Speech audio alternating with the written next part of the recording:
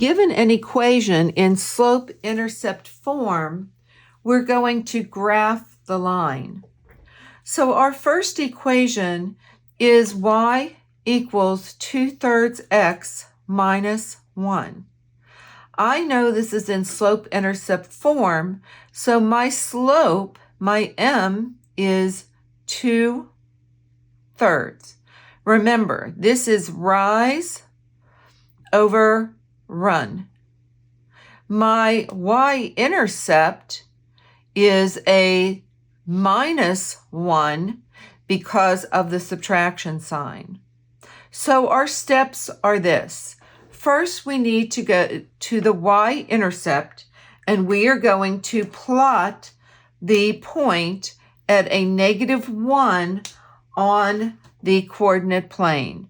So right here, I am putting my point at a -1. That is where my y-intercept is. Now, from that point, I am going to count rise over run. And since this is a positive slope, my mind is telling me my line should be going uphill from left to right. So I'm going to go from my -1, and I'm going to count up 2 and over 3. 1, 2, 3.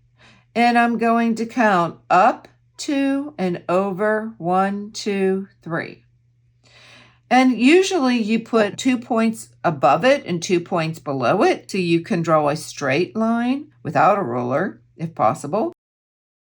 So we're going to go down 2 and over 1, 2, 3, and down 2 again from that point, 1, 2, and over 3, 1, 2, 3.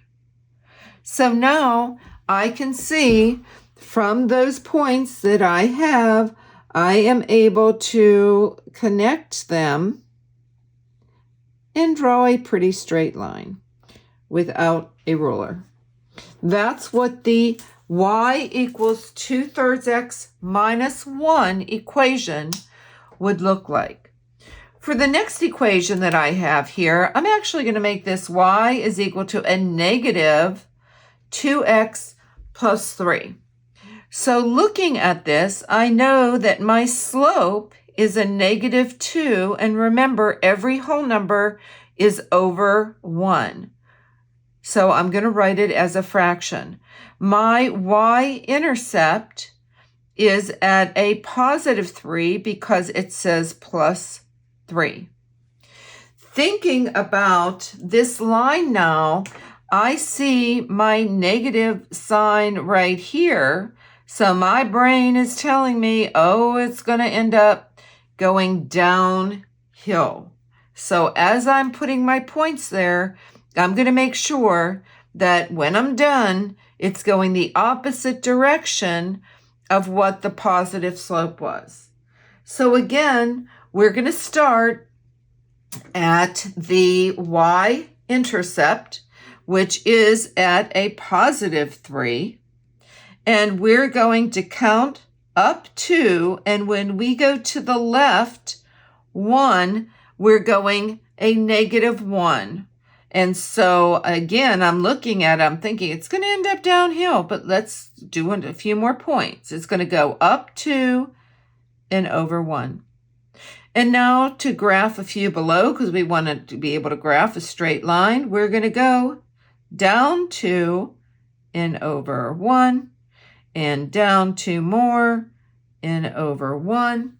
And now I can see that when I connect my ordered pairs, that it is indeed a negative slope.